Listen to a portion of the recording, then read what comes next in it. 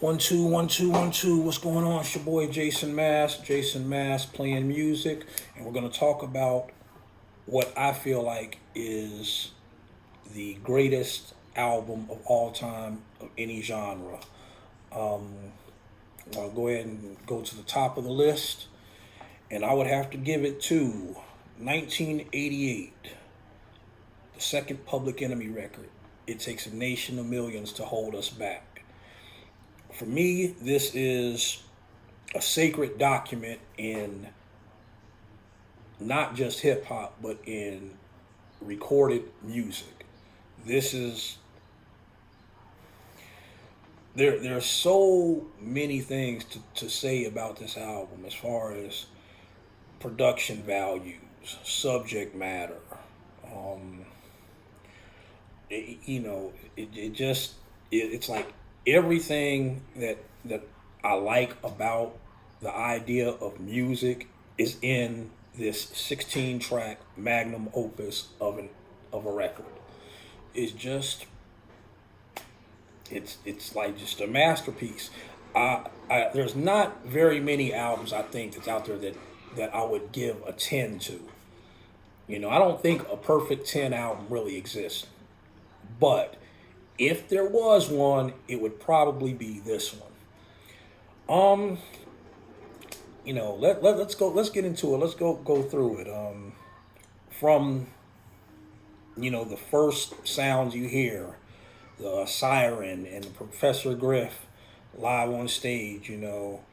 Armageddon had been in effect. Go get a late pass. Step. From that moment all the way to the last track is just a relentless barrage of sounds and information.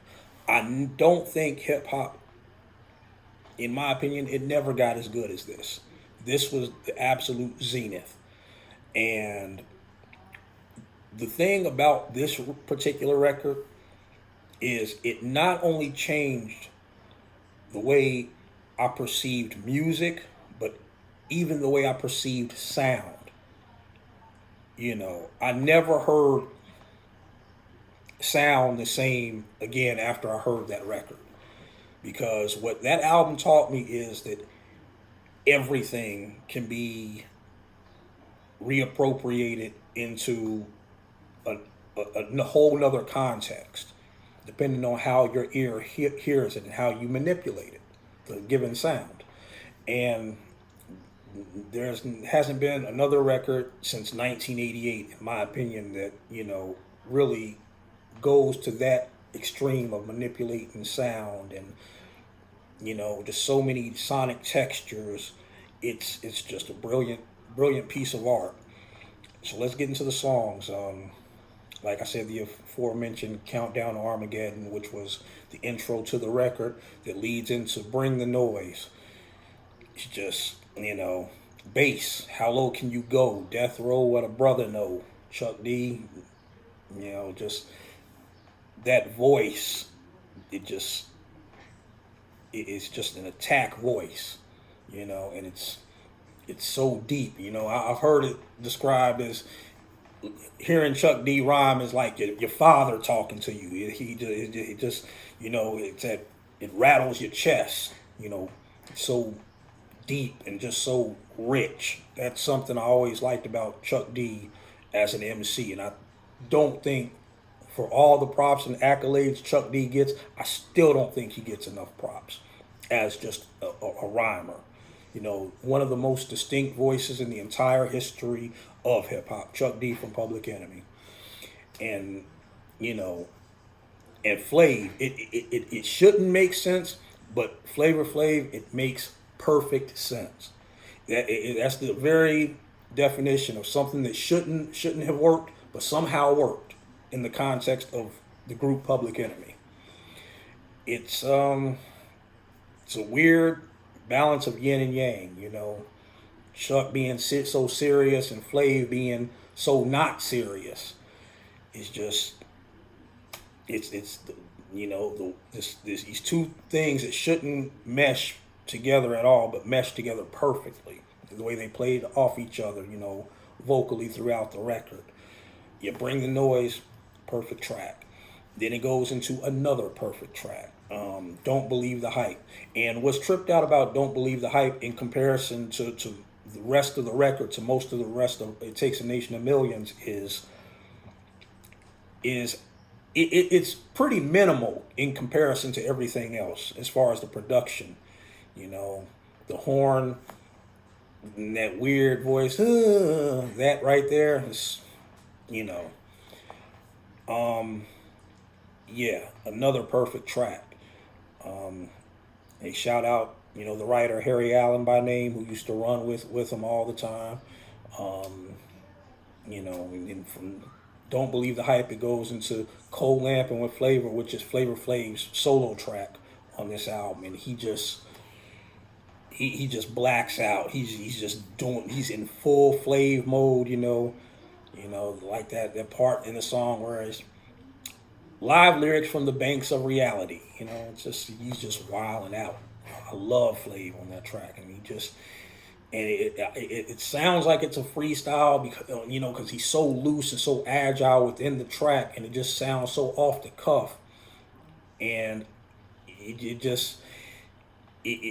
sounds like a freestyle in the same way that Greg Nice from Nice and Smooth just always has the ability to sound very off the cuff and sit and just sound like he freestyles everything, and it's very just kind of blasé, and it works. There are very few MCs that can do that and make it really come off. Flav killed it. Another perfect track. Then we go into one of my favorite tracks on the album, yet another perfect track, Terminator X, At the Edge of Panic. Just that descending siren sound, that goes all the way through the track. Perfect. The Flash Gordon sample, they got that. Actually, it was Queen that they sampled, who did the theme music to the movie Flash Gordon. At the beginning, just sets the song off perfectly, and then the crowd chant of "Go, go, go, go" is just relentless, and it drives in a way that hip hop don't drive. It doesn't drive like that in that manner anymore, and it's just a perfect track, and it sounds so. The word I would put to this era of Public Enemy is just extremely urgent. It sounds like it's serious. It's serious business. They're not fucking around, So, then it just pummels, just pummels you, in a way that like the heaviest rock music does, but it's not rock, it's hip hop.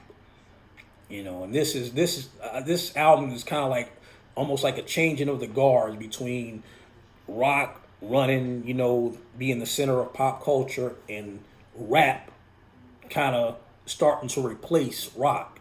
I've always kind of heard it like that. And, I think part of the Public Enemy's worldwide appeal was that they had a very strong rock element within their music. I've heard them say many times that they were kind of like the black version of the Clash, and I think that's a fair assessment. It goes from Terminator X, At the Edge of Panic, to Mind Terrorist. Great little instrumental, little interlude, just. It's noisy, and it's kind of disorienting, and that's really what makes it so great. It's nothing on the record just fits like neatly. There's nothing smooth about this record, nothing smooth about Public Enemy during this era. I love that about them, because that was a kind of energy again that you wouldn't find in a lot of the hip hop at the time, or a lot of the black music at the time. And Public Enemy, just total rebellion, total against the grain, as far as the sonics that they were hooking up, and as far as the production values, great. Then you go into Louder Than a Bomb, another great track. And after that, caught Can We Get a Witness, which actually has my favorite line on the record, where Chuck D says, "You singers are spineless, as you sing your senseless songs to the mindless. Your general subject love is minimal. It's sex for profit." This is when, hip hop really had this thing. It was R&B and hip hop was kind of at war with each other. It was like within these two major forms of black music, it was kind of a real schism between the two. The older folks with the R&B and the younger folks that was into hip hop.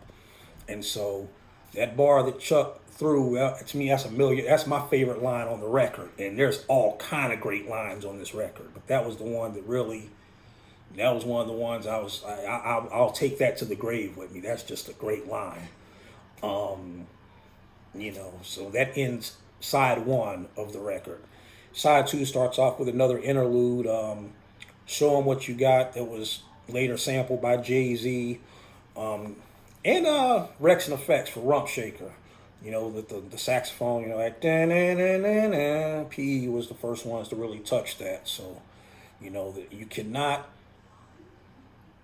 overstate the influence that this record had on hip hop. It was like they just brought a whole nother sensibility, to the genre that was not there. So after that, we have the kind of rock meets hip hop collaboration of I think of the guitarist from Slayer, I believe, played on that track. She Watched Channel Zero, and it's just that, and that's something that really could have, in the wrong hands, that track could have been whack, and it could have came off corny. PE just they just everything they were touching at this time, just they got it right. She Watched Channel Zero, another perfect track, another one. It's just relentless, and that guitar, the guitar riff, it just never lets up. It has all the fury of the hard rock that I'm a fan of, and that I appreciate, but it also it's hip hop though. That's what was so cool about it. It was just this weird balance where in the wrong hands it wouldn't have came off, and would have, most rock, hip hop kind of things like that, it kind of lacked something or missing something. They had it all right there, got it right. And then we go into Night of the Living Bassheads. And it's another, this was another joint that had like a real cool, bit of lyricism in it, where Chuck D, towards the end of the story, he references, Curtis Blow without saying Curtis Blow's name, where he says, "And that night he went to sleep, and in the morning all he had was sneakers on his feet. The culprit used to jam and rock the mic. Don't you know they stripped his Jeep to fill his pipe?" That's about Curtis Blow.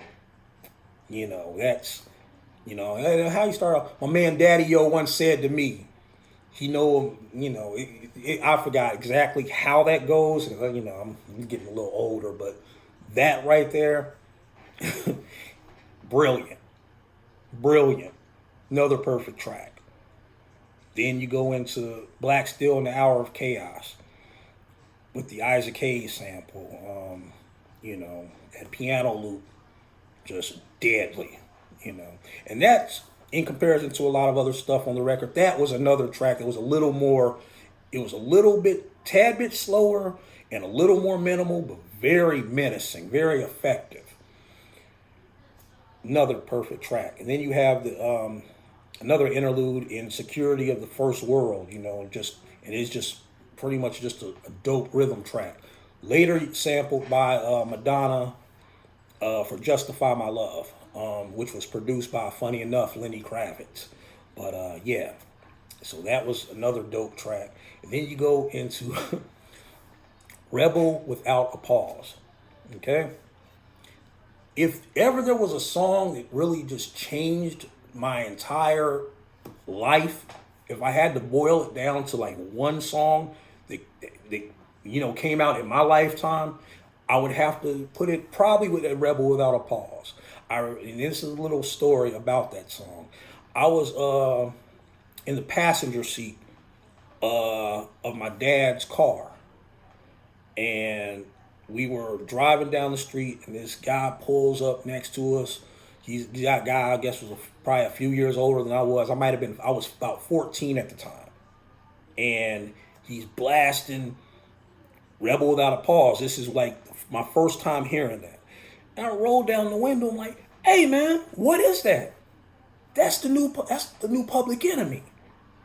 And I didn't, it wasn't out yet. But this guy, was blasting it from his car.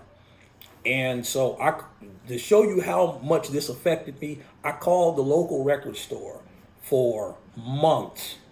It was like about 2 months, because things were a lot slower back then, before it came in, the single for Rebel Without a Pause.